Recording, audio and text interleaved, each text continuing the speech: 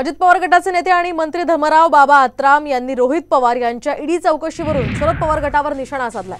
आंदोलन करून कुणीही ईडीवर दबाव आणू शकत नसल्याचं आत्राम यांनी म्हटलंय। तर पक्षासंदर्भातील निकाल हा अजितदादा गटाच्याच बाजूने लागणार असल्याचा विश्वास देखील मंत्री आत्राम यांनी व्यक्त केलाय।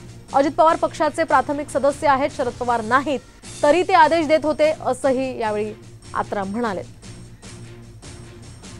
आपल्यासोबत कॅबिनेट मिनिस्टर धर्मराव बाबा आत्राम आहे। महत्त्वाचं म्हणजे दुसऱ्यांदा जे नोटीस आलेलं आहे त्यांच्या आता ईडीला काय माहिती अधिकचं माहिती पाहिजे असेल म्हणून त्यांनी बोलवलेलं आहे आणि त्या दृष्टिकोनातून त्यांच्या कारवाई ते करत आहेत।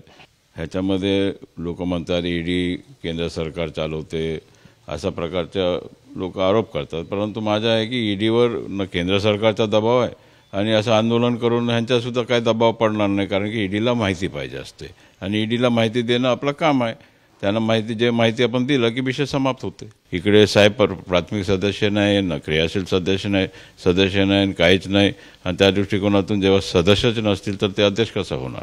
आता दादा सदस्य आहेत, प्राथमिक सदस्य आहेत, क्रियाशील सदस्य आहेत आणि योग्यरित्या आम्ही सगळं मीटिंग घेऊन त्यांना आम्ही अध्यक्ष निवडून आणलेलं आणि त्या दृष्टिकोनातून ते अध्यक्ष असल्यामुळे त्यांच्या कारवाई चालेल। 15 फेब्रुवारीचा निकाल लागेल, पक्ष कोणाचा असेल?